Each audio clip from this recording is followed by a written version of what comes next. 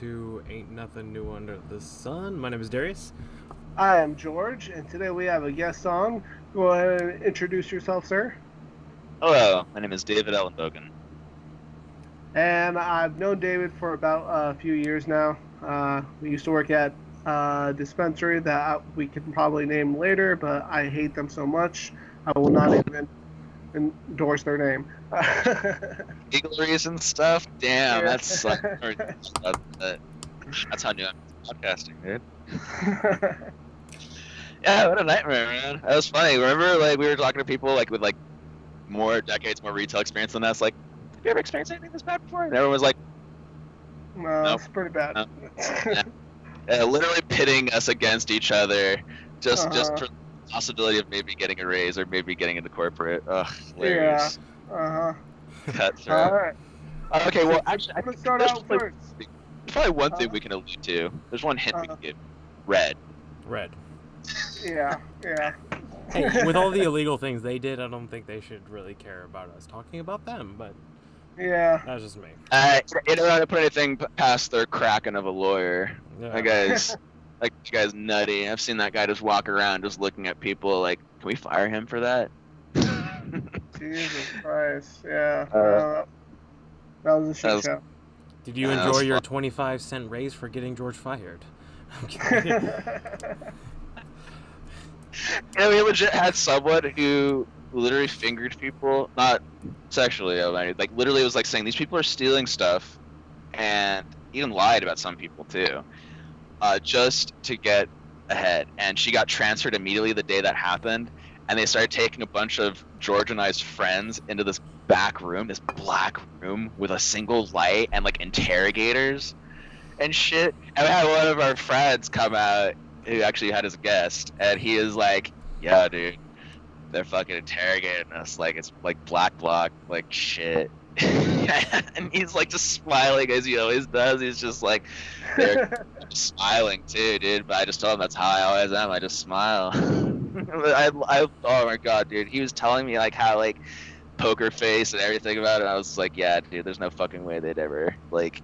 It's so stupid how that like business was run. It was all based around making you fear for your job, like legitimately, because the industry is so new and so burgeoning and everyone's like wanting in the weed industry, and The cannabis industry, people. Let's talk about, if you want, I'm down to get into that, because I think we all have like a really bad experience with this whole entire California legalization, and we actually haven't even have an episode on California. that yet. Yeah. yeah, well, like- the taxes definitely haven't helped them at all. I mean, the black market is bigger than ever now. Yeah, exactly. Like 8% of the market cap. it's it's pretty ridiculous. Like even going through that whole entire process of our business kind of like getting told to move to different places for them and all that shit. Like it, I don't know, man. That whole entire industry is like shit burn in hell. Like in my opinion. The problem It's not is, based on democracy. yeah, That's the problem. you had people on too much coke trying to run a marijuana industry. That's the real problem in that one. Mm-hmm. Well, Figured out the legislation and things to like angle and chip in all the brick and mortar people out, and that's how they really like did the most damage. Like they knew it there. Well, it was a lot of people using each other. Like mine and George's experience was people that were unqualified in positions that they shouldn't be in with too much money that they were recklessly spending on something that never got finished.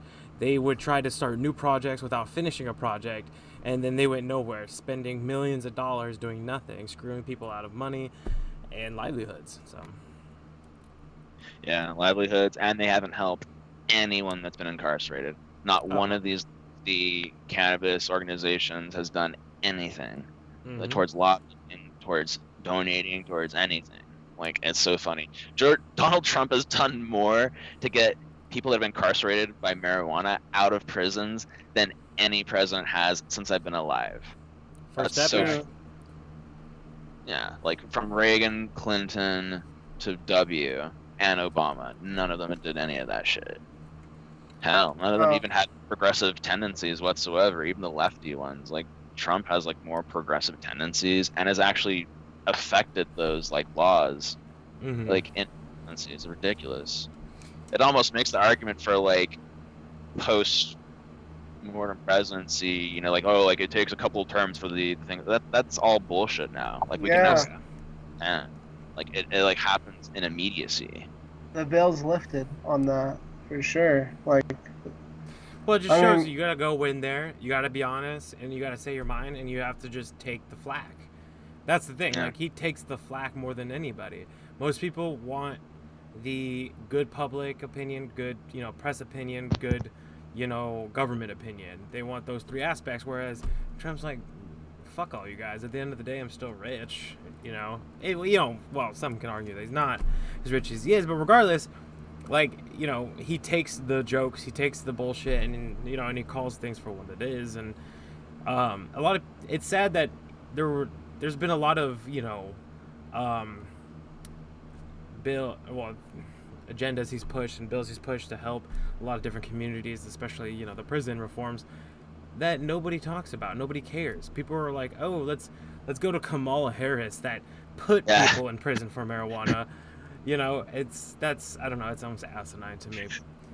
Dude, anytime you see these guys with live cast too, and I'll mention a live cast incident that I saw recently that was pretty great, with a security guard disarming an Antifa guy of his AR rifle that he just stole from a police car. Remind me of that. Yeah. That's in Seattle, right? That one? Yeah. So I'll mention that in a second about a live feed. But yeah, see, like you're saying, taking the flack. So yeah, if it's against the narrative, it's not going to work. But it's so funny. He reminds me of my dad. My dad's an East Coast Catskills Jew, and Trump reminds me of the stuff I hated about my dad. This kind of delusion of grandeur, and there's this aspect of braggadocio that comes with the East Coast personality. But what Trump doesn't have compared to my dad is incompetency. I used to think that he was incompetent, and I hated him because he put Aj Patel in the FCC chairman position, and then he also put Michael Bolton as his like security advisor and shit like that. And I was like, what the fuck are you doing? And then we started firing people left and right. I was like, oh, this is interesting. But when I really changed my tune about Trump, especially after he like helped with the middle class tax laws and everything like that, when I really pivoted with him was when he came in support of Hong Kong. That's when I was like, okay, this guy's legit a populist. This is the first populist president we've had since Teddy fucking Roosevelt. What the fuck? Why aren't people trying to give some credit where credit is due? This is insane. Like, they're gonna in 10 years be like, oh, Trump is the greatest president ever. Like, look at what people are giving W a pass for fucking watercoloring puppies. Mm-hmm. The dude is a legit war crime. Like, him and Cheney together. I mean, Cheney more so, but like, let's be fair. W was more of a puppet, his father's but, yeah. He's his father's son though. Still, I mean, Senior was the most atrocious piece of crap, Bilderberger, New World Order type person, but his son wasn't too far. His son was coked out of his mind, like literally like broken brain, from that, but he's still there. He's still conscious. I don't know. Jesus saved him. Yeah, well, look, it's like the whole like, yeah, you can buy a new book by George W. Bush about immigrants and puppies. It's like, are you fucking kidding me? Did he use the blood of them themselves? Like, do we just give? I actually like put a tweet out like, did you do that? Like, hey, CNN, are you gonna talk about the wonderful artwork of Hitler as well? Like, are you fucking kidding me? He is a vegan and an artist. Like, what about that? And I almost about the Patriot Act. How about that? Dude, I'm feeling so patriotic when I read that act. Let's talk about 9/11 and shit, dude. Like let's look at that again. Oh my god, that whole thing really pisses me off. I won't get into that, but yeah, that's probably another conversation for another time, right? Mm-hmm. I mean, well, I feel like a lot of people that kind of came around to Trump, because let's be honest, like a lot of people didn't like him at first. You're just like, this fucking, it's like rich man that is semi-popular that has like failed here and there, is pretty funny, but he's just coming out of nowhere. But the thing for me was a few things. One, I do kind of get the whole aspect of like him almost like how he talks like my father. My father's from Chicago from the 60s. So very, very straightforward, funny, shit talker. But my thing is, he proved and showed that on both sides, Republican and Democrat, and even libertarians, are a part of this system that wants to keep it moving a certain direction. And all the bickering and fighting is bullshit. It's all a bullshit narrative. And that he said, okay, Yeah, and that's why right now during the DNC, which I wish we were doing a live stream of, they We are. should. Yeah, right. We could do like another episode of like we'll talk shit about it. Do like a Mystery Theater 3000, but he's showing that look at all these people that are jumping off the wagon and like, hey, let's help Biden because Biden, him sleeping over there and behind George, he is mainstream politics, and he is a puppet politician as well. He has handlers, and he's going to jump when they want him to jump. And the one thing about Trump is he's one of the only politicians in years that hasn't jumped when they said jump. And He tells them first. yeah, and when he came in office, he hired the wrong people because, when you're new to Washington, you hire people that people make recommendations. That's what happens. And then he finds out Bolton is a fucking monster. And, he jokes about Bolton saying that literally, yeah, well, I kind of like having Bolton there because people are like, man, this guy's serious. They're going to bomb the shit out of us if we don't listen, And it's like, how can you not think that's funny? Like, people are all appalled that he would say that, but it's kind of true. So Bolton's a funny, scumbag. dude. People don't give him credit for being a comedian. Legit. Trump is a fucking comedian, dude. The way he trolls people, a lot of times I feel like he has like some youthful like cabinet members that are always informing him in news and stuff like that. But I feel like a lot of it's just him. Mhm. He's so good at it. And it's like I didn't want to like the fucking dude. I hated him, man. And just like all these other people that are coming around to it, like Adam Krigler from Timcast, like that Tim Pool podcast thing. Mhm. And that guy left too. They had like some like falling out, and it sucks because that was a good news panel show. This is a great, panel show. But what they had was like every single day, 5 o'clock, Monday through Friday. It was just Tim, who's kind of, he's that deadpan, old school leftist, moderate, but he's now more centrist than everything. And he's a skater, punker kind of. And then Adam, who's this ex-model and skateboarder, just like Tim, but like, lefty as well, hardcore lefty, hippie, model. And he also hated Trump, just like a lot of other people. And he started researching for himself and seeing the narrative, and he became like diehard MAGA. He actually started even like doing like series about like Trump and like his history and his family history and whatnot. And it's crazy how he actually saved New York, like in the 80s and 70s. Oh yeah. They try to like say he didn't pay enough taxes, and that's why New York went like to ass so fast. And there's that whole entire thing that he worked with the mafia about the cement thing, which I don't know. He probably did a lot of things with different mafia, including the Russian mafia. But like, I'm a big fan of Trump also. But Anyone who's from New York was affiliated with someone. Exactly. That's ridiculous. the way it was. Didn't dude. the union and the mob like work together at some point? Come on, let's be honest. Like, Yes. Yeah. why do you think unions are so strong now? Yeah. All those fuckers. Yeah, but he was the one that saved New York. The 70s was rife with crime and drugs, and it was like gangland USA. It was insane. It's like what Chicago is nowadays, but worse. Yeah. And he did is he built Trump Tower, and he coaxed a bunch of these rich and wealthy types to come in there, to move in, and they increased the tax margins of the city like drastically, and they were able to increase, police, education, like constructing of like all the like what's it called, all the district roads and everything. Yeah, all the reconstruction, exactly, and everything like changed overnight. Manhattan became beautiful, and Brooklyn, and all these places that used to be like decrepit. And so it's insane that like people act like he's not a progressive. He's always been a progressive his whole life. He's always done these programs that have like helped like the disenfranchised and things like that, especially like in the projects. Like the projects are notorious for having so many fucking like problems and corruption and like board members that were involved with like it just was insane. And he'd get involved and like help these like places like get straightened out, and they would like drastically change overnight. And it was always like simple logical things that people would want to enact through policy, but because he had the money, he would just go in and just like pay the right people to just make sure that didn't like go back. It's just like, yeah, as a failure in business for sure, but as a person, a socialite, a total success for sure. Well, it's funny that you bring it as a socialite because you could see him with a picture of anybody that was famous from the 70s till now. Powerful, famous, and has been in New York or in Florida at some point. He has a picture with them. Doesn't matter who it is. Al Sharpton, Jesse Jackson, anybody. anybody from the left or the right. He knew everybody. That was He his was job, was to meet people. He's the B-list, like, you know, what was that one wealthy guy that people used to always like? I forget. But no, yeah, he's like that. I mean, dude, for fuck's sake, we always remember him from that movie, Home Alone, the second Yeah. one. Mhm. Shows up, like, it's They hilarious, took him dude. out of that on TBS. In Canada. Oh, in Canada? Yeah. Dude. Yeah, dude. Yeah. The news had a story saying like, yeah, and actually on the DNC they talked about it yesterday. Like, yeah, he's the type of guy that would complain that the Prime Minister of Canada asked to remove him from the movie. It's like, I would talk shit too. I'd be like, are you fucking stupid? Like it's a fucking That's movie. Like, shit. what? People are crying. They're like, it's Trump.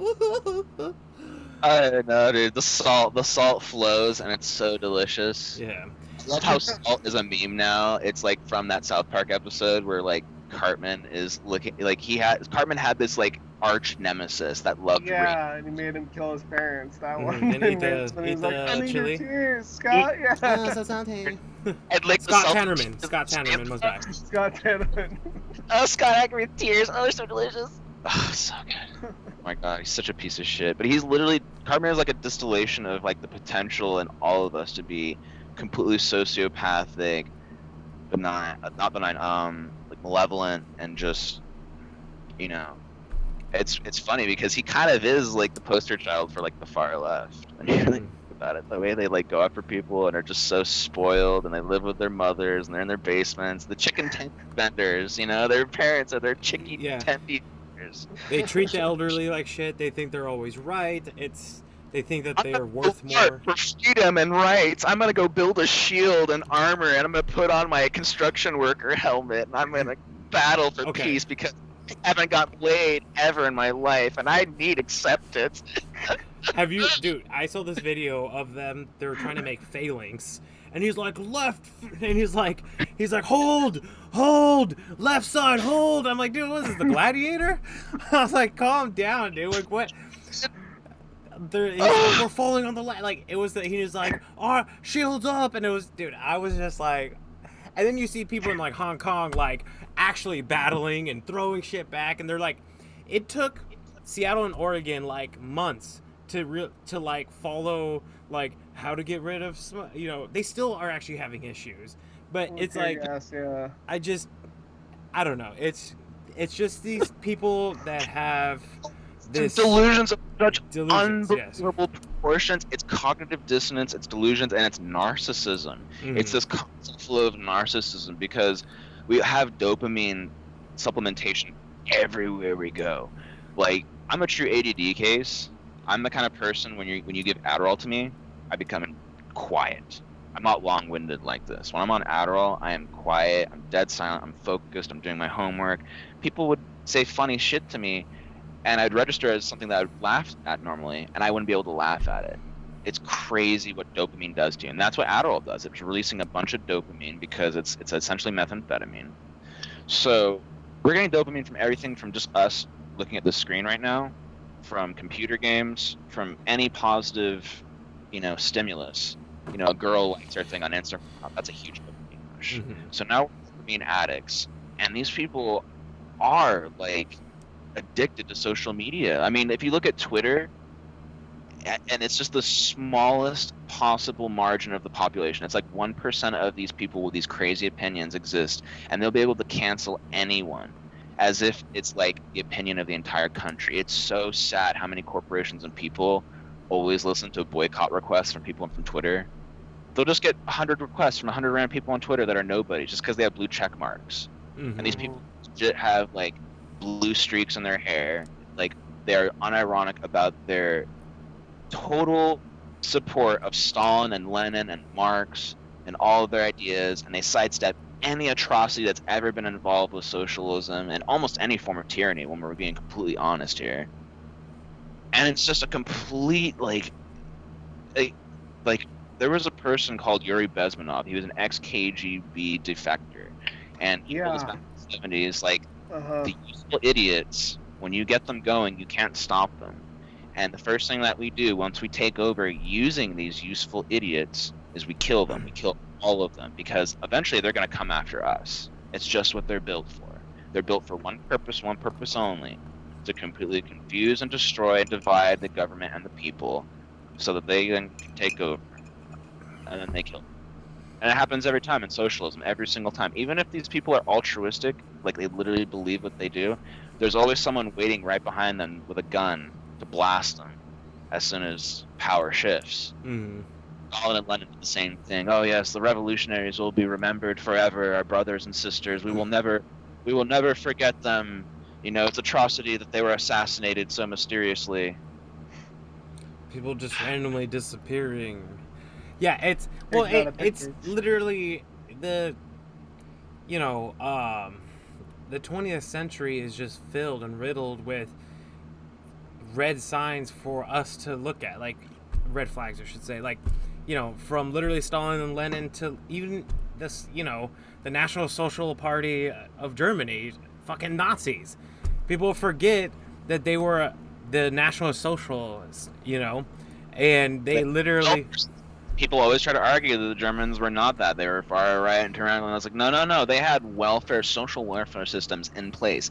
They also took over all the means of production from all the factories. They did the exact same shit as all socialists. They created the Autobahn.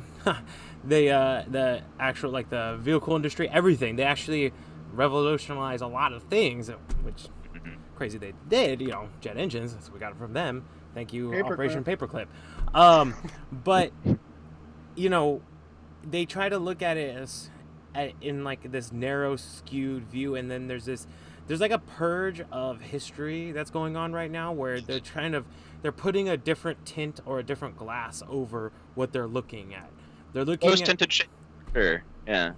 It's pretty bad, and a lot of people are trying to send, you know, mis and disinformation to make people think a certain way. When, like, I understand our government and many governments and many, you know, power structures have given false illusions of what the past and history is, but then there is but that's why, you know, but that doesn't mean that everything is wrong, right? People are coming out saying that there's things that are completely different nowadays that are actually very untrue, but people are starting to believe it because they think that the whole, you know, everything they've been told is a lie. Yeah, because it's a lot easier for people to kind of, like, at the root of it, people can be inherently very stupid, but we're a lot smarter than people, even people that are dumb, we're a lot smarter than people want to, like, act. Like, we kind of sense things even when we don't have a way of critically thinking about them. Like, everyone knows there's corruption, inherently. When you're a kid, you know there's corruption. You learn this even with commercials being targeted towards you with toys that literally do not work the same way the commercial did. You learn that really early as a kid. You're like, fuck, you know? So you start feeling like there is a system kind of geared towards against this and whatnot, but people don't really find the right way of, like, you know, necessarily, like, targeting what that is. Like, they're always, like, focused either on the president or they're focused on, like, you know, something famous or whatnot, but they're not looking at, like, like these big families like the Rockefellers or, you know, Rothschilds, the, you know, George Soros connection, all these things with the Koch brothers. Like, at the end of the day, these industrialists on the left and on the right are, like, the main reason why we're seeing so many, like, issues, like, around the world, let alone in, like, our country. Like, our country is one of the last libertarian places, like, in the world, and it's no wonder that, like, we're, like, the target of so much scrutiny, so much political intrigue from so many different countries and enemies, primarily China, if we're being fair. And they literally want to destabilize this place to take it over, to literally, like, you know, benefit from essentially what we've worked towards for the past 200 plus years, 250 plus years. So the fact that that's happening so effectively in their hands, and it's kind of hard to even deny that that conspiracy exists. Like, China is involved with what we're seeing happening in our schools, the radicalization of all these people on Twitter, the radicalization of the far left entirely wasn't an organic occurrence. Like, this was something that, like, happened with vested interest. And yeah, that's a little bit to do with the resentful hippies of the 60s that then became professors and are now tenured in their humanities roles and professorial roles, but they're bought and paid for by China because they're socialist too. They're the same principles. If you follow money, right? So you have You can look at, Hollywood. Well, look at how many movies are partially produced by Chinese companies now. And now games, and now Yeah, all gaming. gaming, movies, right? And then you look at, All art. you look at like sports, right? Now they have ties in that. Corporations have ties in China. Every aspect, people are bought and persuaded, and people are persuaded through money, and it. You're completely right, and it's to speak against China is almost like blasphemy in some some people think, and some people are like, oh, it's just a boogeyman. We should be afraid of Russia. We should be afraid of Russia over China, and it's like No, no. Uyghurs. Yeah, right. Yeah, ask the Uyghurs. It's funny because it's like the sad to say is China has been for thousands of years an idealistic caste system region.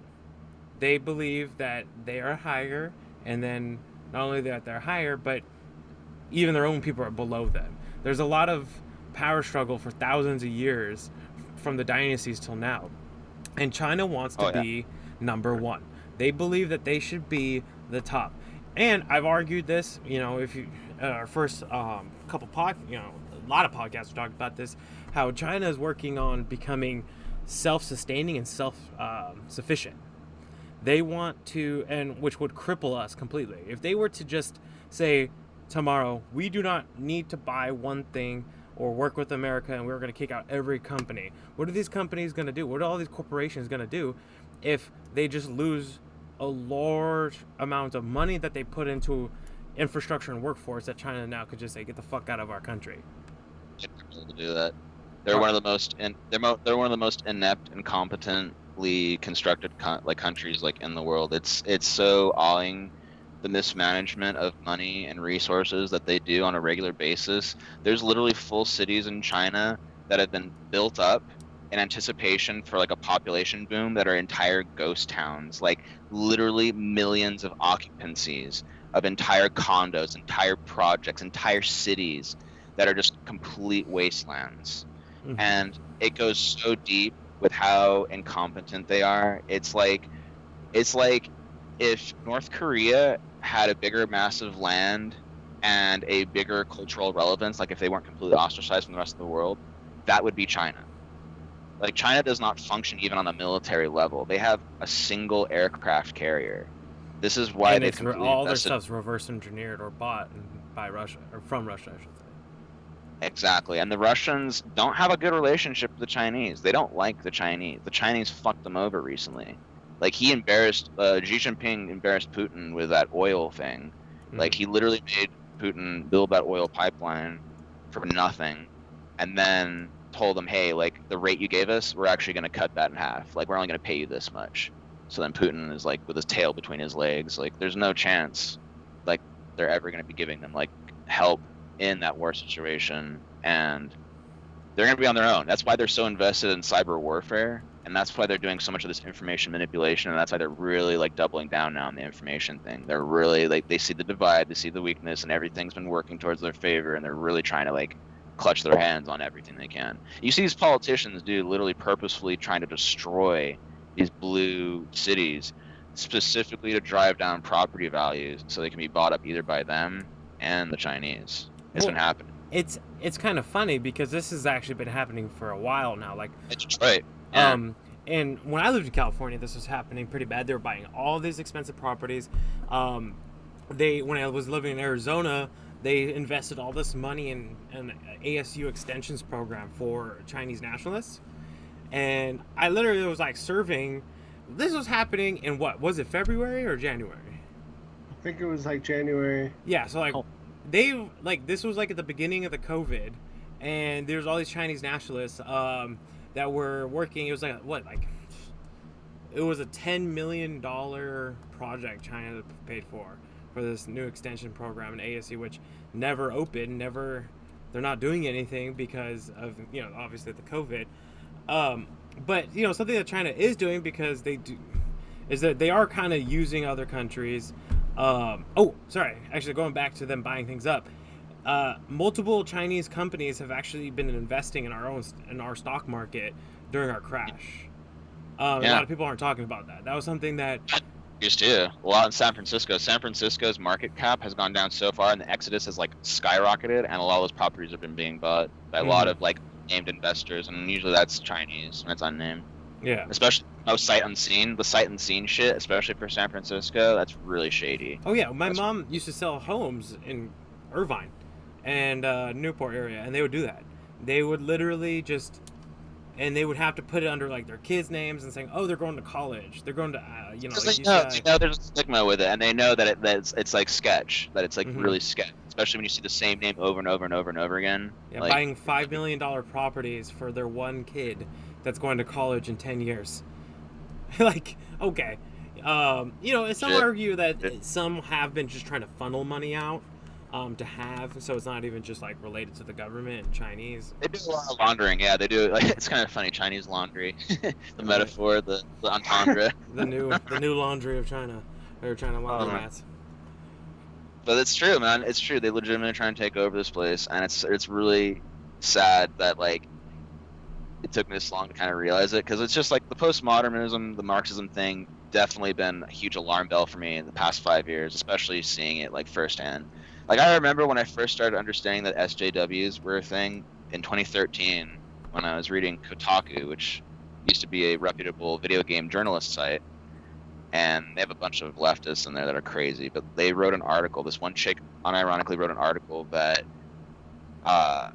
teabagging someone in a video game should be a criminal offense in real life that you should be punished for. I feel like I saw that at some point as well. Yeah, it's a famous article. I thought it was an Onion article. I mean, I couldn't believe it. And I remember just thinking to myself, what a fucking crazy bitch. No one will ever fucking agree with you. Man. It's crazy. Everything's taken over by these leftists and these, like, Chinese companies. And it's like they all have the same values. They all believe in the same shit. But the problem is, the lefty SJWs are going to be the ones that are used. They're the ones that aren't going to benefit. Idiots. Yeah. Idiots. They're the useful idiots. Once they cause destruction, then the masters come in. They're not the masters. And that's the problem. That's what happened from the Bolsheviks to now. Well, actually, thousands of years, really. But that's just you use them. Multi-million. And they're literally trying to make an argument for balkanization. Yeah. These lefties are literally trying to make an argument for balkanization. Are you kidding me? But like actual war. These are the people that if history we did have they. Yeah. These are the people that if we were to have a mainland war, right? Like just for shits and giggles, let's say China invades. They would be the ones that say they would rat out people in the underground. Like say we're fighting, it's like they're conquering. Say there's like a resistance in San Francisco. I'm just, this is for fun. They'd be the ones that are like, they're down there. I'll show you where they are. They would be the one fucking over their neighbors. As we speak, there are people in this country that are SJWs that are calling the trackers and the police on COVID masks problems. Someone in Costa Mesa was just arrested. Do you hear about that? Yeah. These women. Yeah. They locked her in the mother's off. Bro, I hope she makes so much money. Lock me in, bro. Lock me the fuck in, because first of all, I'll go crazy. I'll be like, I can't handle spaces. I have a mental disorder. You're hurting me. And then I would be like, I'm gonna get the fucking team of lawyers, and you guys I'm gonna own your fucking company, because you can't. And it's like, let's be real. They only did it for one reason. Because you go all over, there's all types of people that don't wear masks. But and I love the people that are talking shit and get mad at someone. They pull their mask down and talk in their face. Yeah, dude. Or anyone touching their face constantly, or anyone. No one's even hygienic anyway. No one's washing their hands. It's like people in America didn't just all of a sudden decide, I'm going to start washing my hands. Like, they are washing it more. But come on, dude. People have, there's foodborne illness issues in this country for fucking reasons. Because people don't fucking wash their goddamn hands. So they got people protesting without masks, or they have masks that are, below their nose and stuff. That's you motherfuckers are the same people that were calling those dudes peacefully protesting at Whitmer's state building office with AR rifles. Peacefully, not doing anything. They had their masks, they were social distancing, and they were at a state building, not a federal building. A huge distinction. And Whitmer is a piece of garbage. The Detroit, governor, she sucks ass. Yeah. Yeah, she's a fucking... She's forbidding people from buying seeds to grow in their backyards. What the Well, fuck, dude? okay, so do you know the problem why the people are so mad, and because obviously the media is gonna spin it, is it wasn't just like it was from the seeds to literally you like say you have two parents, right? You Mhm. couldn't go. You had to choose which place you stay at. You can't go back and forth. Or say like you have a family member that you have to bring groceries to or do stuff for. You can't go there. You can't go house to house. Like my family in North Las Vegas, they have two houses that are 2 miles away from each other. Like my two sisters. So sometimes, and they all work like full-time jobs. They're always busy. So like sometimes when you send the kids over there, the kids will come over here. That was illegal in Michigan. You could go to jail and be fined for going to a family member's house or another house you own. How can you do that? How can you tell someone you are not allowed to go somewhere that you own? You know what they were saying in Vermont? Their governor was actually saying they were going to go and collect people's guns. What you need to do is take the guns from the rich and give them to the poor, and then we go turn against them. What you need to do? Oh my god! You guys follow Styx Hexenhammer, right? No. I don't know what that Love him. He's an independent YouTuber. Yeah, write him down. Styx Hexenhammer 666. He's been doing videos for like 11 years. He's been shadow banned on YouTube forever, but he's a libertarian. Used to be a lefty. Used to be a Satanist too, which is kind of funny. He's hilarious, dude. He's got like a background in like stat analysis, and so he has more foresight than most independent YouTubers. Like he's always been pretty spot on, like on like a 3-month like. But yeah, he's from Vermont, and he always like talks shit on Bernie and talks shit about Bernie Bros. And just everything that goes on in Vermont, it's hilarious. He lives in the Netherlands now, so he's just carte blanches. But yeah, you guys should follow him. He's really good. I'll be. I actually sent a video to George earlier of like a funny song he did. Yeah, he just redid the one that black dude did at the DNC. Oh yeah. Stop, baby. Yeah, he did like a. Yeah, he did a like. Dude. Cuts in the street. Yeah. Tonight's probably gonna be Marvin Gaye, like mother, like they're just killing us 'cause we're black. Like, God. yeah, it's. All the artists would cringe out too. They would all cringe the fuck out. They'd just be like, "What the fuck are you guys doing?" Like Martin Luther King Jr. having his name invoked by all these people is like, you guys are legit pieces of shit. Like you Yeah. guys are being violent and you're destroying shit and you're literally doing everything I was like against. Like what his Birmingham jail letters did for me in high school is like showed me that rhetoric can actually be used for good. Like that was the Mhm. first time I'd ever seen someone write in such a way, and because of what he wrote to that mayor, the mayor had no choice but to concede of the humanity within Martin. Like he had to look at himself and be like, shit, I am literally doing something I don't agree with just because everyone else is telling me to do it. Mm-hmm. You know. And he himself was able to check his prejudice and let Martin out, and then that's when he really became really famous. After the Birmingham jail letters, that's when he was like catapulted into like the atmosphere. And he just was always about it. Nonviolent, nonviolent, nonviolent. I don't care what they say. I don't care what they do. You can never be violent.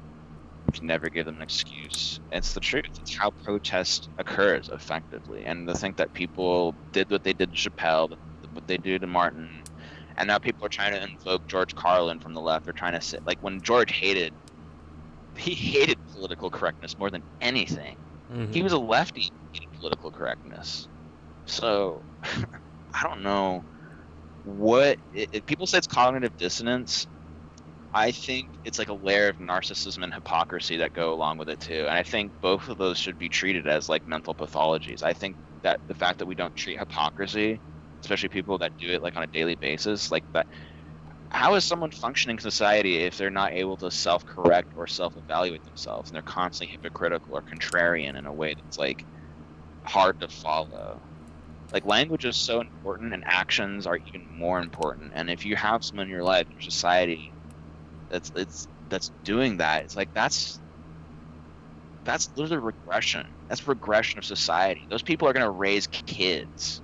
Mm-hmm. And it's going to be the same shit over and over again. And it's kind of this thing that I think that like we're suffering from the era of Reagan.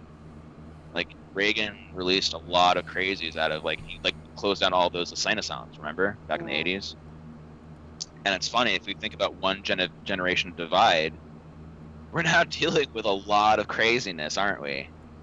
A whole new generation of craziness. It's not too far-fetched in my mind that a lot of those people in insane asylums had kids. Do you believe in epigenetics? What was that?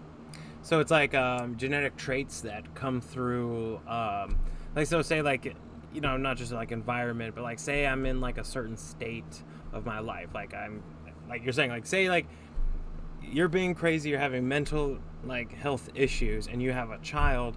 Well, that actually imprints DNA of those issues into the next generation. So someone that's like in the prime of their life having children would have imprinted better genetics than someone that's having complete problems or mental issues or, you know, stuff like that. Like genetic traits are passed through, not just like, you know, this type of like, oh, I'm lighter skinned because my parents, like, but like actual mental and other traits are actually passed through genetics as well.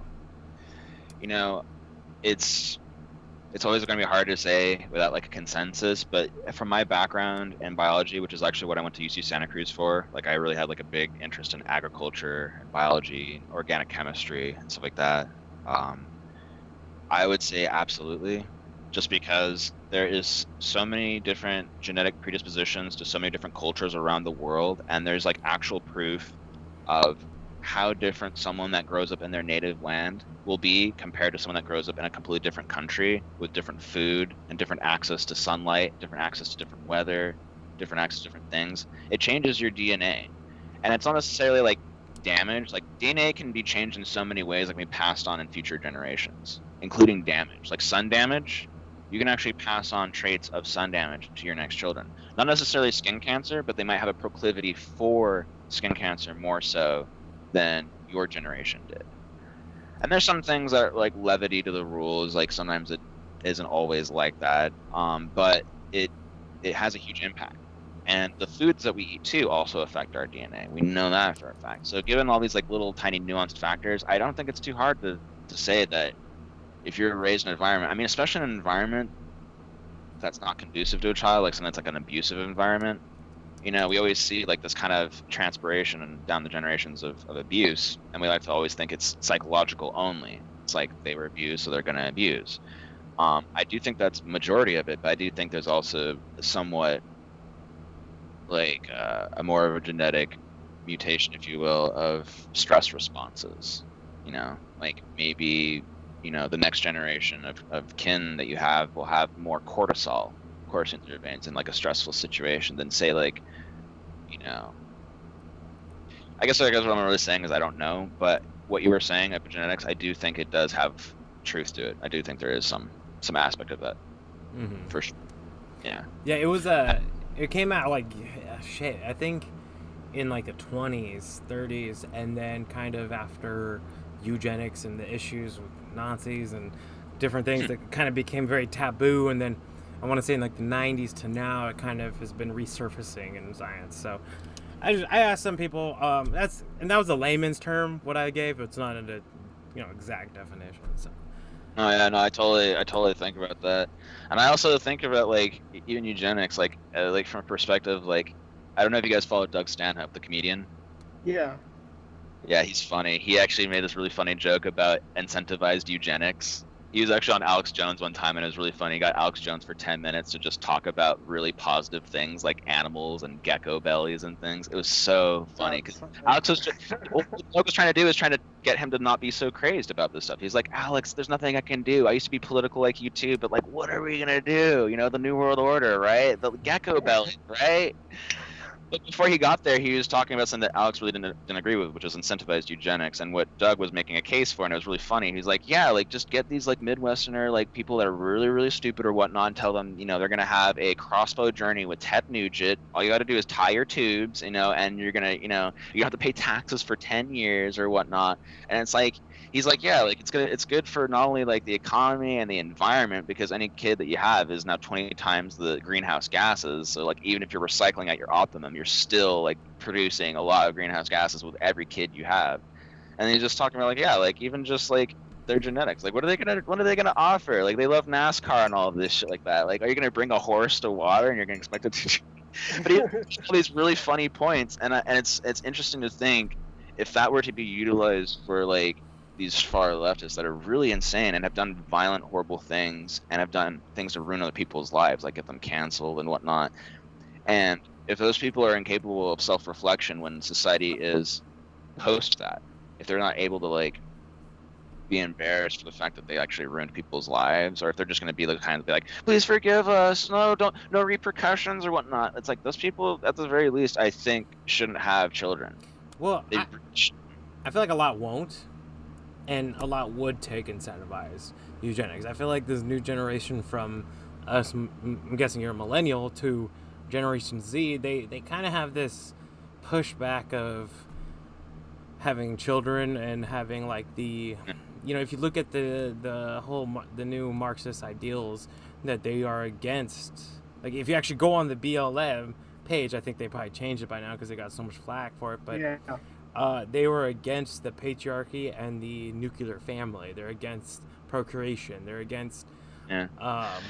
They're against future planning. They're against critical thinking. They're against like all these things that came out from the National Black History Museum. Did you see that document that like was saying like all these things that are part of the white patriarchy, and it's all these things that are like conducive to being like an actual individual?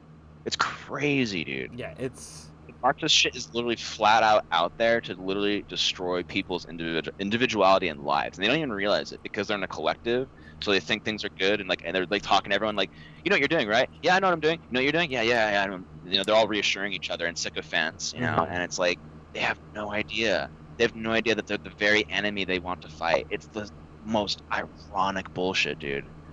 Like that's what the useful idiot is used for. Like, fascists that think they're anti-fascists, you gotta. well, obviously, The same flag as the There's- Nazi party too. yeah. This is the thing. Yeah. There is no such thing as true communism, and there never will be, because if you have anyone who aspires to be more or knows how to manipulate people, you're not going to have it. And so that's why we had to add this great word called totalitarian communism, which is authoritarian communism, which is the same, that meets fascism. Like, it's literally the same thing.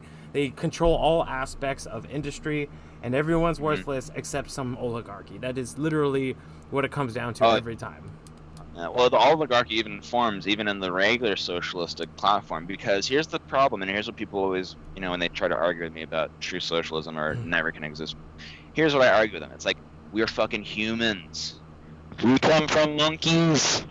We don't have the capability to really understand what we are and aren't capable of. We've only had civilization for 20,000 years, since Mesopotamia. Like, Mesopotamia was the first, and now we have metropolitan cities that are super densely populated.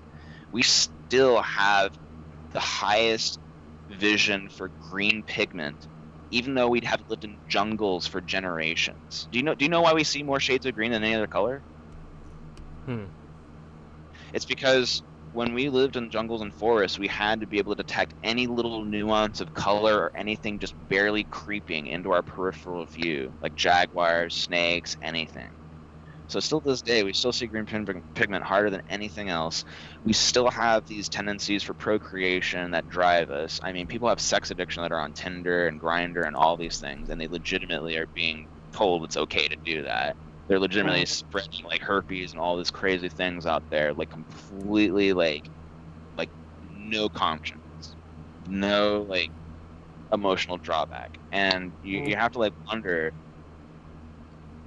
We're really foolhardy and egotistical to think that we're working this out properly. Like, it's not working out properly. We're being completely corrupted and manipulated by a lot of these conveniences and enablements, and it's like we could totally have a very peaceful libertarian, like hardworking, brilliant like economy and culture if we wanted to, and it would be like the closest thing to like a utopia as anyone's ever imagined.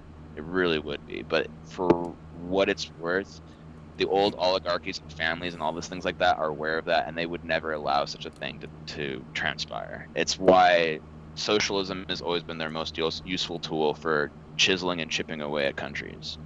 Every coup, every military, political intrigue movement always has had like socialism in some way or another like involved. You promise the masses what they have, as in like the oligarchy, promises, or the power structure promises to the masses, oh, you can be like us. But at the end of the day, there's like an old Russian proverb about the pit. You know, there's people in the pit and there's people outside the pit. The people outside the pit don't always ask to pull people out of the pit. The people in the pit believe that equality is pulling everyone into the pit with them.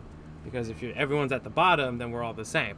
That's what happens in socialism. And the power structure or oligarchy or whatever, the elites, the reptilians, whatever you want to call them, they understand that if you use they understand that people are creatures of habit. They always fall into the same tendencies. And a lot of times we will go back to doing things that we have already done. There is something called social amnesia.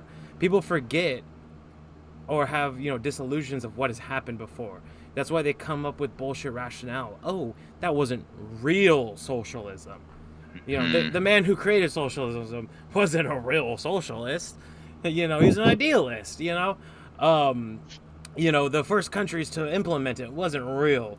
Well, that wasn't real to you because you weren't there, but it doesn't mean that it's not going to work. You have been brainwashed into thinking that you can aspire to a utopia by making everything the same, but at the end of the day, it will never be the same because we are not the same. That's why I grew up like you should be an individualist. Help everyone else, but at the end of the day, your character, what you do, matters more than anything else about you. Individuals are so much cooler too. They're not fucking dorks. They're usually passionate people that are funny and charismatic. They're the kind of people that you want in your life because you're going to learn a lot of things from them. They have personality traits that you wind up wanting to emulate, like confidence things and stuff like that. It's like individuals, there's like almost no drawback. Mm-hmm. And you got these people following group thinkers like Kanye West and Jay-Z and people that buy Supreme clothing, unironically. I hate that. George knows. Whenever I go to Cantor's, I yell at them. I talk shit to them when we drive by. I'm like, go fuck yourselves. They're such faggots. Melrose never used to be like that. Melrose used to be such cool, like third-party underground, like shirt pressing, vinyl pressing, and stuff like that. And all of a sudden, Crooks and Castles and Supreme and all these fucking gigantic manufactured corporation dipshit marketing fucking propagandists are just popping up all over there. And you just see these hype beasts now. Mm-hmm. Like, these people would have been laughed and clowned by me and all these LA natives, dude, if they were fucking out here 10, 15 years ago. These people would have been fucking clowned. Mm-hmm. Like, shit. Last time I was in LA was 2 years ago almost? Yeah, a year and a half ago. I was in LA a year and a half ago. We were going to Cantor's for a meeting, and they were having a Supreme drop. Literally, there was a line around the block right there by Cantor's, and they'll set up tents. They were, and what made me mad is, that little like the drop off kind of like right in front of Cantor's right there. And there's always like homeless people there. Yeah. These people are like treating the homeless like shit, right? And then like parked there to showcase their Supreme, and they're having a photo shoot. And then all these people are like, yeah, I hate capitalism, but they're spending $700 on a fucking brick that says Supreme, and it's down with capitalism, but this isn't capitalism. This is for the people. It's this brainwashing it's kind of, on one hand, almost scares me how easy these people are brainwashed, but on the other hand, I know history, so it's like there's always these people.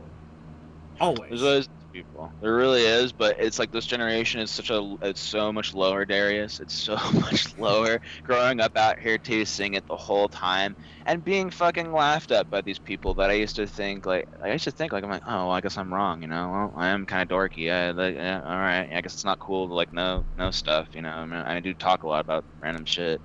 And now I've realized like all these people are fucking dorks. They are literally the most they're just the typical high school insecure children that want to be popular so badly. They're in that popular crew and they all have all this drama and all these issues because they're such unactualized people. And it's so funny that they would get some enjoyment out of getting shoes that in some way they think like, oh my god, the chicks are gonna love this. These people are more pathetic than those simps that are tier 3 subs on Twitch to all those Twitch spots. These guys are bigger incels than them because they actually think they're cool just because they found a little clique that fucking introduced them to some fashion shit that they fucking have never heard of. It's like, God forbid you should go on Google and try and look up some like random underground fashion shit in Mexico or India or anywhere else. There's shit you'll find on fucking like what's it called? Those blog post store pages or whatnot. They're just kind of shitty websites. Oh my god, dude, crazy designs. Like when Vaporwave was popping earlier in 2010, I was getting some like legit shit.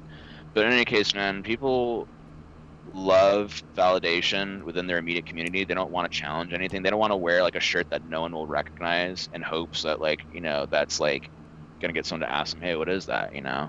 Like just like that. You want to wear something cool? Go to the Salvation Army and get a $3 jacket, motherfucker. Like you can find some cool stuff there, man, for $3, literally. Dude, like I'll admit, I like Darius knows I had like an Obey phase where I was just, dude, I was buying Obey like from like my senior year of high school to like maybe until I was like 21. But holy shit, like, dude, I would literally just buy Obey like all the fucking time, and it was for that acceptance. Yeah, like I was looking for my thing, but then I realized it was just, You were obeying.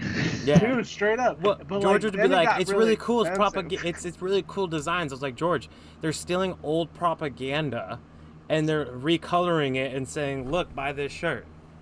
It's funny because it's like a triple entendre of double irony that is not in its favor. It's like this guy, like my friend works full time for him now too. Willem, he's one of my best homies I've met out here. He's a native too. He lives up in the Hollywood Hills, and he's like, you know, one of those like, you know, celeb kids, and he's funny, dude, because he works for Shepherd, and you know, he doesn't agree with anything politically with him, so it's always funny hearing random shit from him about it. But then what was it? I went to a show one time, and it really showed me like how like unaware Shepherd and his whole crew of sycophants and people were. Like, it's just as bad as you'd think from that movie Exit Through the Gift Shop. It's worse, actually.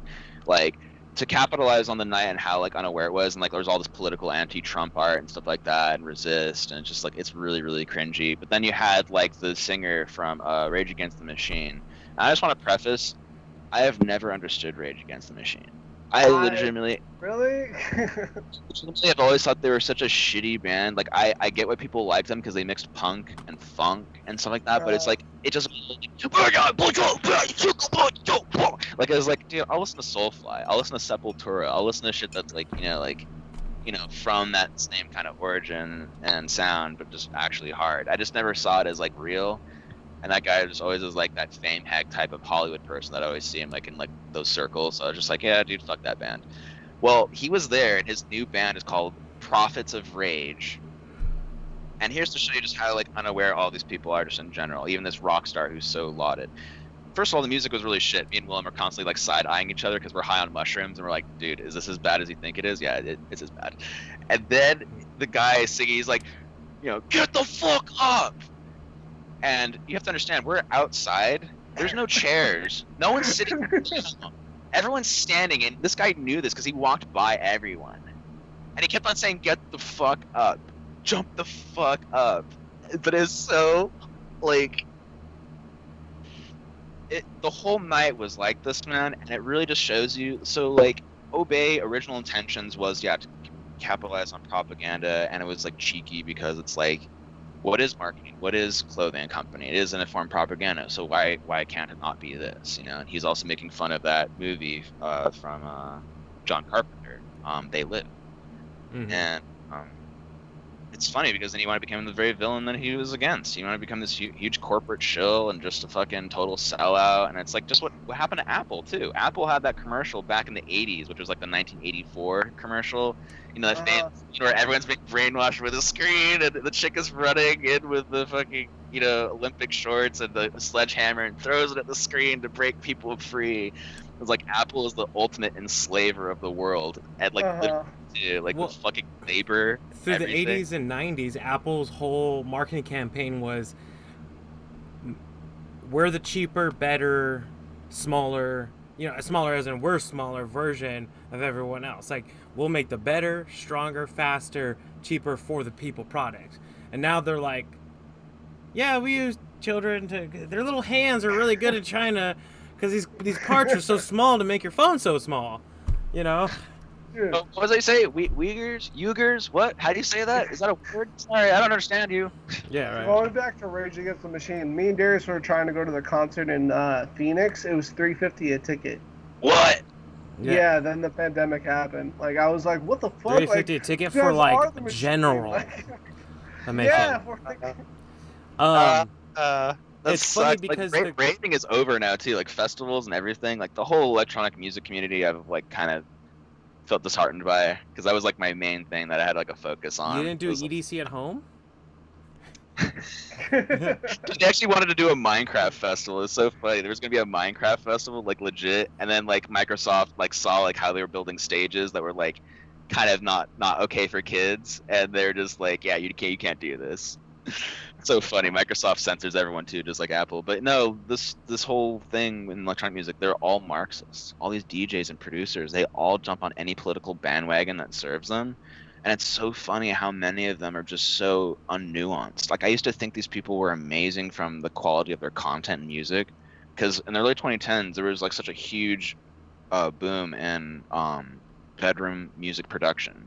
Because after dubstep finally made it from the UK over the pond to us, and then Atlantic Records decided they were going to capitalize on it by literally ruining what the sound was and just getting Skrillex to be the poster child for it. Transformer sex noises.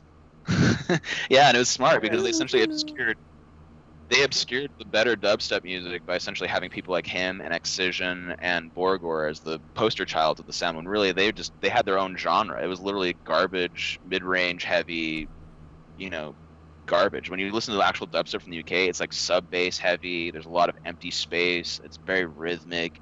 It's something that really makes you like want to dance. It's very like moving, and it's something that incorporates technology in the sense that it's the first music to really like capitalize on sub-bass frequencies. So the whole music stems from like Jamaican culture back in the 70s, and how they'd like print like on acetate records. They would do like these things called dub plates, where they would only get maybe 50 plays out of these records before they'd be destroyed, but they could print their own music on these things without a record label or anything having to do it for them. And so that kind of punk rock DIY nature of reggae, and how they like always were like manipulating things electronically with delay and stuff, that's how dub came about. Echo dub and stuff like that. And then reggae was able to form from that. That instrumental structure of music was what later formed, bands like Bob Marley and whatnot. So once that went over to the UK, it was interesting. In the mid 2000s, they were like incorporating it into like an electronic sound with predominantly like grime influences. And it was like interesting because it was all about bigger subsystems, bigger sound systems, bigger clubs, and people were just going wild in London. And then, that also kind of brought sub-bass culture to America. But when you really think about it, Skrillex and all those people, they're just mostly mid-range. It's like the derivative of like actual like listenable music. But anyway, yeah. Well, I mean, it's the capitalist socialists. Like a lot of these people, like within the music industry. Yeah, the people in the music industry, running the music industry, like they legitimately do things to obscure, like underground and like really brave and creative artists from getting their sound out there. What they want to do is they want to have a trend last for 5, 6, 7 years, beat the horse dead, like they've done with trap, like they did with dubstep, and it's all about, New like disco, exploit it. So exactly. A question then. Destroying disco, actually. That was like the one thing that was the final nail in the coffin for disco. Because disco was always exclusionary, and it was always about these like coke-headed elite white people. And Chicago house music was like inherently much better and more rhythmic, and it had all these instrumentations and vocals, and it was all in these warehouses. It wasn't in actual clubs. So they would have people from the disco parties even coming in and whatnot and be like, oh, this is so much better, and all people were welcome in those warehouse parties. Like real rave, real electronic music back in the day was about a total inclusionism. Pansexual, gay, trans, conservative, liberal, didn't fucking matter. You wanted to be part of the party and you liked this music, you're part of the party. So it's sad to see that that's become antithetical to what these producers and DJs are doing now. Because this underground music was really phenomenal in the early 2010s. They did do so many different works and so many different subgenres, and so many people were doing what I think was like a furthering of what the ideals of punk rock kind of started, which was just not giving a fuck what anyone else was doing and just doing whatever you thought was right.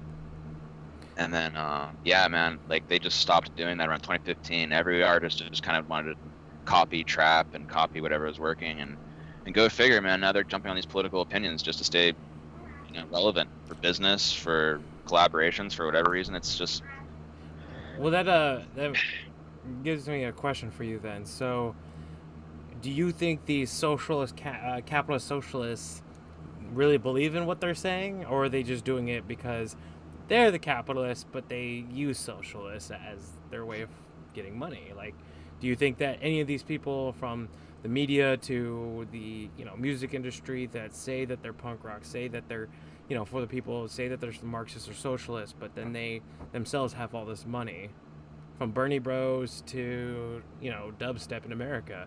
Do you think they really believe what they're saying, or are they just saying it to use people? it's back to that argument about hypocrisy, and I think there is layers of self-awareness that can come there. Like your subconscious is telling you, like, hey, like you are doing this thing though on the side, and people let it slide. It's the same thing that people do when they're cheating. You know what I mean? When they're cheating, they always do that, guilty conscience or not. So I do think there is a certain amount of awareness of what they're doing. It's a lot of like, do as I say, not as I do. Mm-hmm. And it is very, very apparent when you see these celebrities, especially the celebrities from Hollywood who are extremely wealthy, talking all of this socialist jazz and jive. And it's like they got their mansions, they got this and they got that.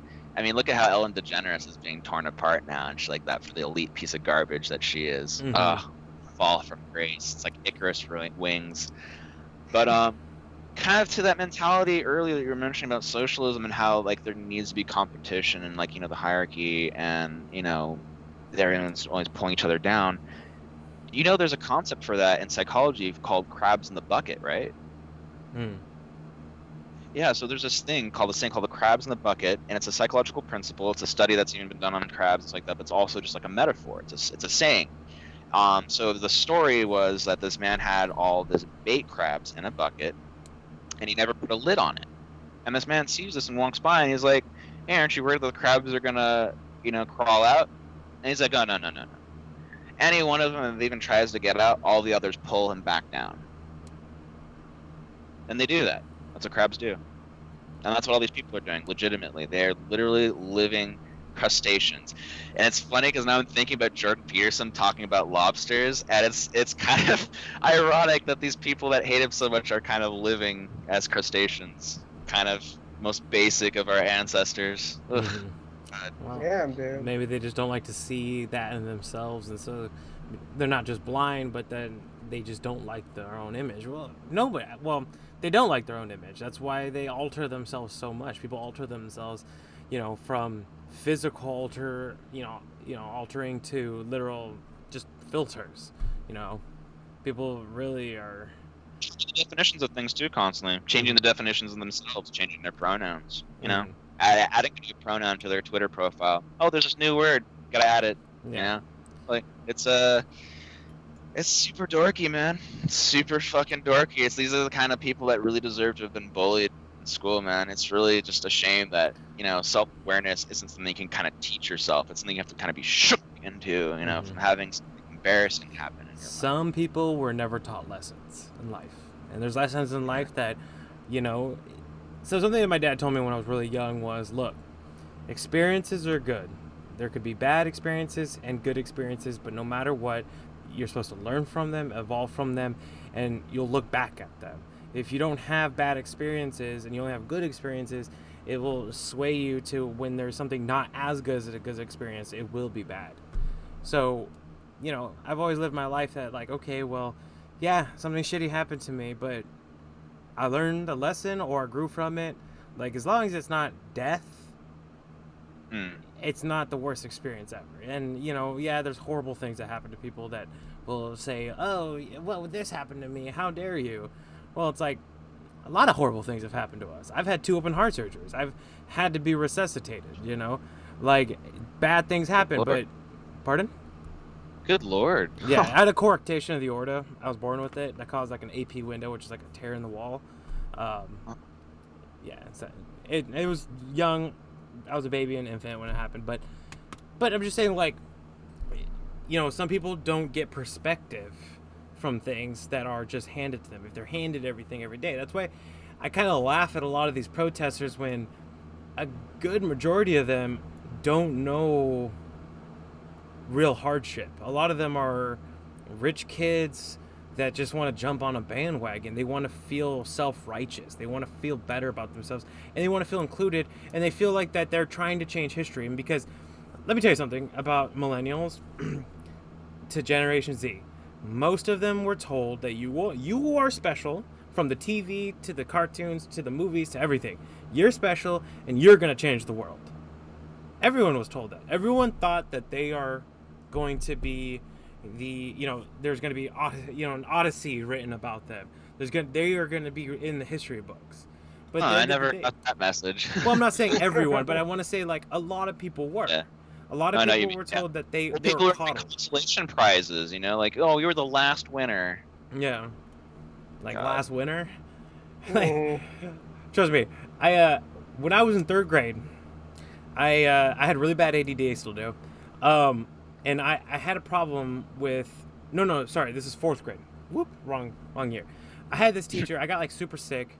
I went like pretty behind in school. Came back. We were like learning long division. I learned how to round at this time. I knew how to round things. So she was like, she kept saying I was wrong. She's like, no, you have to do long division. And so I was also in this class. I was a hybrid between like AP and regular, and I was a regular kid. And long story short, I was like, you know what? I'm going to stop doing homework. I don't think I need it. I don't like it. Whatever. So I started falling behind in homework. So then they had the parent-teacher night when the parents come in. My teacher literally pointed, oh, my dad's like, what desk is yours? All the projects are on the desk. And I'm like, the least amount of projects. And he's like, and then we had like a star program where it's like, every time you finish homework, you get a star. And I'm like way behind, and she like points it out. My dad walks me to the car and says, I will never go to a school function of yours again. You embarrassed me. So I'm in 4th grade, a little kid, and he says, you will never ask me to go again. You embarrassed me. And then he didn't say anything else on the drive home. I was like, fuck. Like, these kids nowadays would have been like, cut. Like, but... And the funny thing, I could completely relate. Oh, yeah. Shit. My dad also is like very smart. He went to UCLA, but he also has a chip on his shoulder because he grew up in like Chicago in the 60s during the riots. So he's kind of crazy.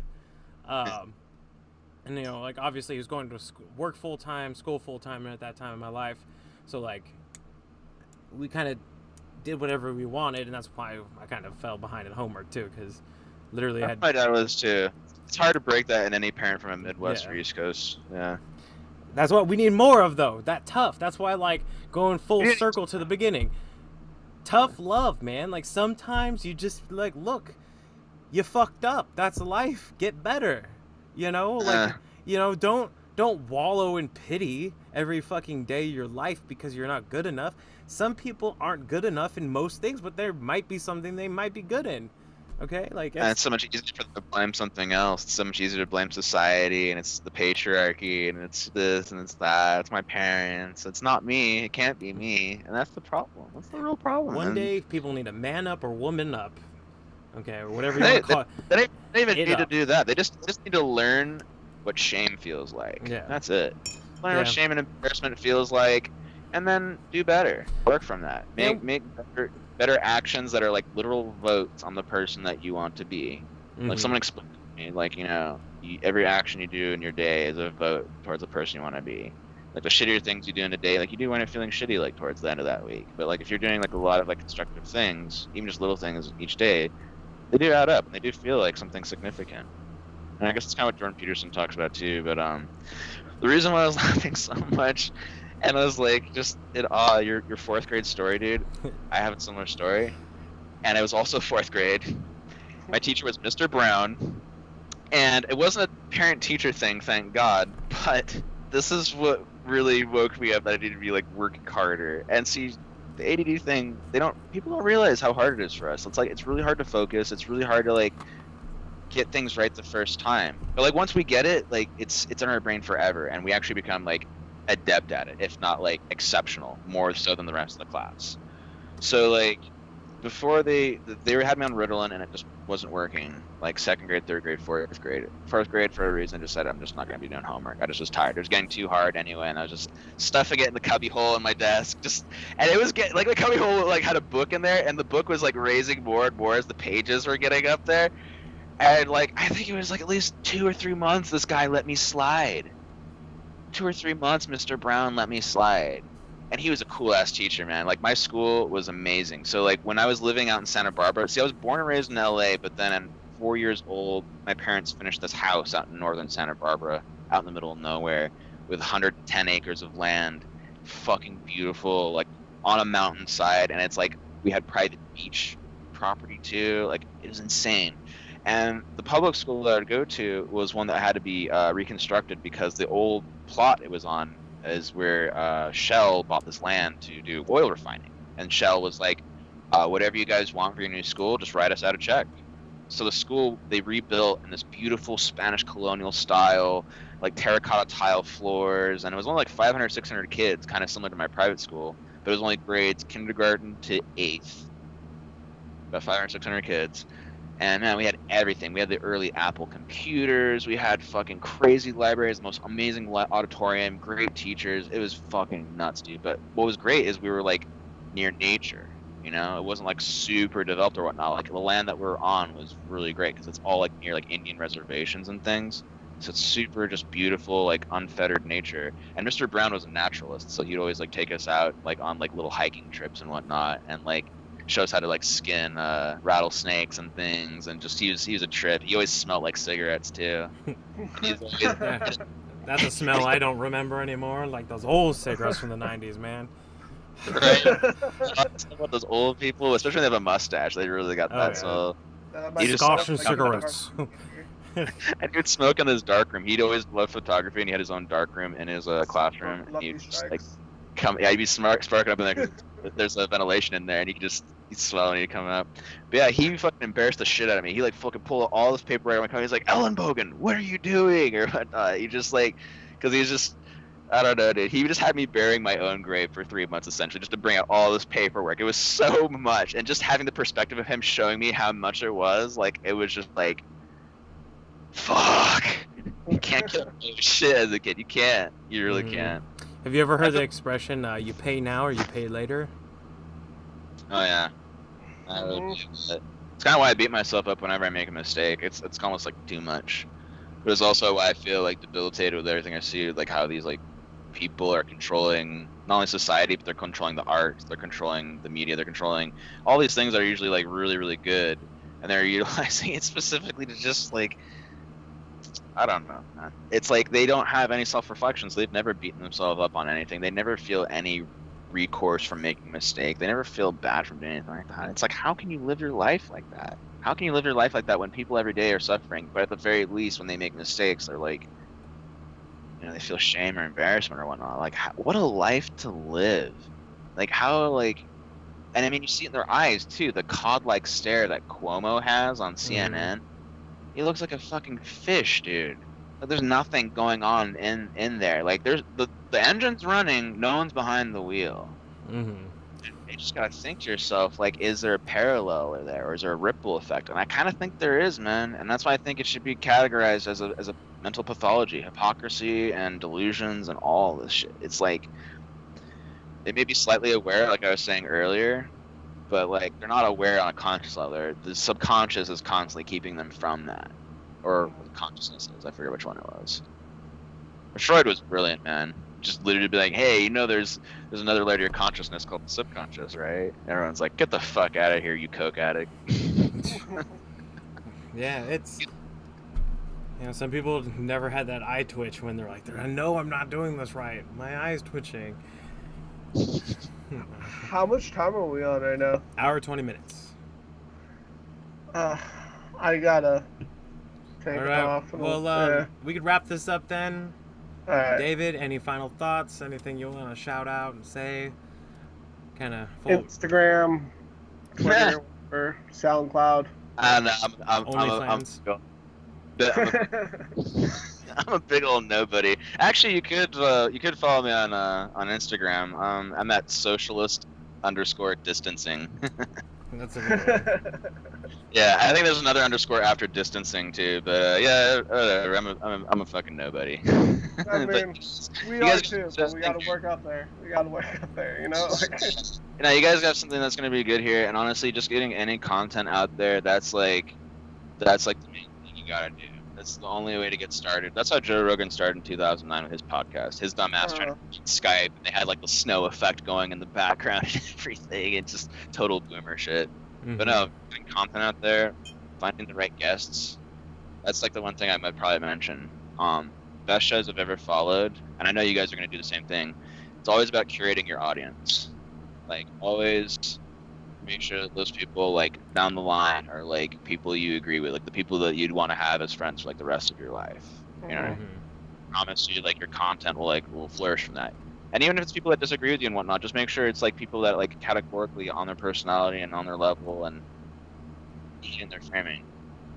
It's like I'm not saying if you guys get like friends with socialists or anything like that, but I'm saying like at the end of the like I'm just saying Just like don't be fall more. in love with the socialists.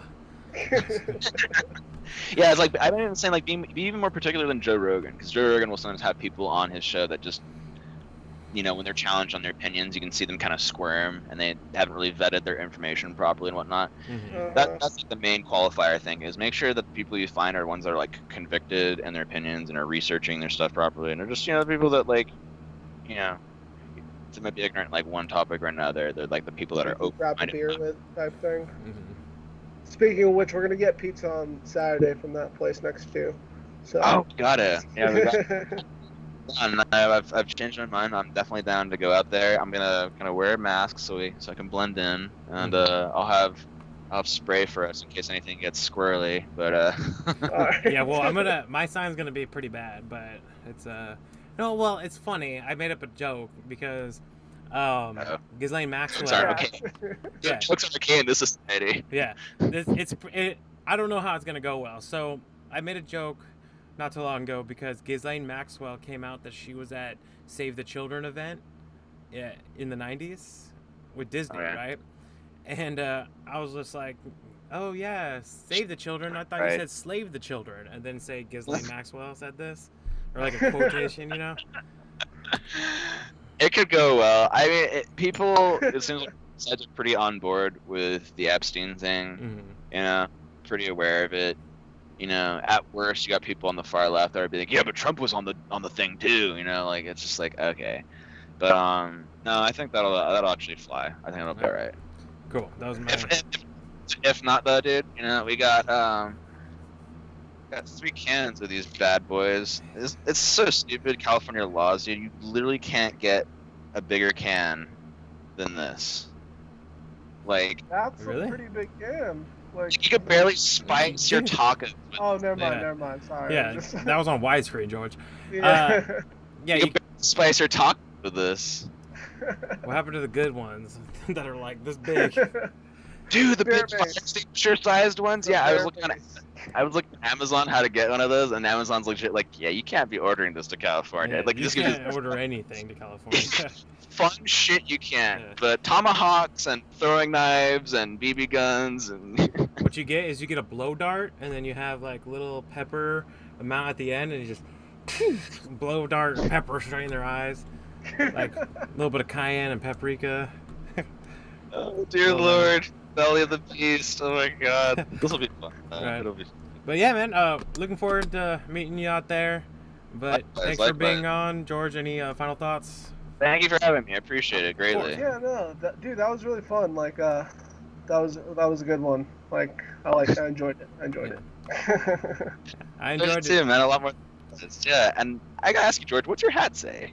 Yeah, what does it say? Make taxation theft again. Oh yes. Hell yeah! Yes.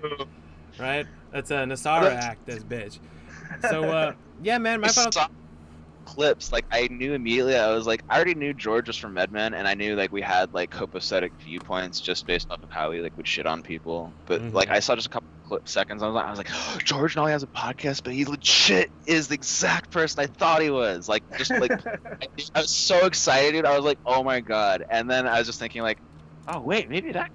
I could guess. I don't know. I just thought about it crazy. I'm Oh, really. fuck, dude, that was Hey, fun. man, anyone's on here. And look, you know what I'm taking away from this video? is one, learn and evolve and keep growing. Like, you know, what you said about Trump, how you didn't like him at first, you looked into him. You know, don't just listen to anybody else. Do it for yourself. Be an individual. Don't follow the mob. Don't do things because other people want you to do them. You know, do them because you have an actual interest and you will be better for it. So, Yeah. Best ways to tell people, remember high school. Did you like those popular kids bullying you when you knew deep down inside they had almost like no substance to their character?